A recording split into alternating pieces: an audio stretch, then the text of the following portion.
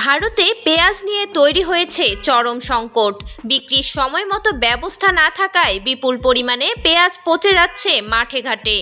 কৃষক ও ব্যবসায়ীরা পড়েছেন বিপাকে।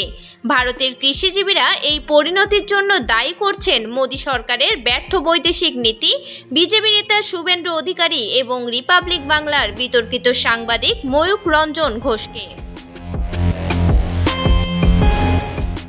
তাদের দাবি, ময়ূক রঞ্জনের মিথ্যা প্রচারণার কারণে বাংলাদেশের রপ্তানি বন্ধ হয়ে যায়। এই সংকট আরও জটিল করে তুলেছে রিপাবলিক বাংলার বিভ্রান্তিমূলক সংবাদ। ক্ষুব্ধ কৃষকরা ইতিমধ্যে ময়ূক রঞ্জনের বাড়ি ঘেরাও করে পেঁয়াজ ও আলু ছুঁড়ে প্রতিবাদ জানান।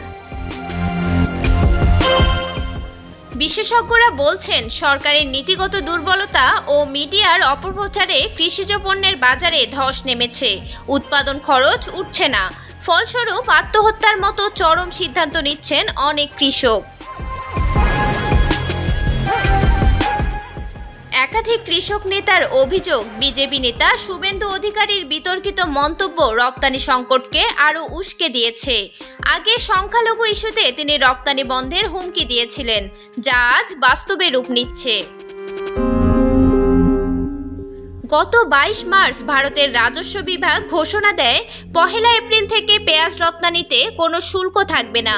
তবে এতেও সংকট কাটেনি। ব্যবসায়ীদের মতে বাংলাদেশে আমদানি এখনো অনিশ্চিত। এর আগে 2023 সালের ডিসেম্বরে ভারত পেঁয়াজ রপ্তানি বন্ধ করে দেয়। পরবর্তীতে চাপের মুখে 4 মে শর্ত সাপেক্ষে রপ্তানির অনুমতি দেয়, কিন্তু শুল্ক ছিল 40%। ধাপে ধাপে এই শুল্ক কমিয়ে অবশেষে পুরোপুরি তুলে নেয় ভারত সরকার। তবে এত সব পদক্ষেপের পরও সমস্যার সমাধান হয়নি। কৃষকরা বলছেন, যতদিন না রাজনৈতিক হস্তক্ষেপ বন্ধ হবে এবং প্রকৃত কৃষি বান্ধব নীতি গ্রহণ করা হবে, ততদিনে সংকট চলবে। মিরাতুন জান্নাত, বিজনেস বাংলাদেশ নিউজ ডেস্ক।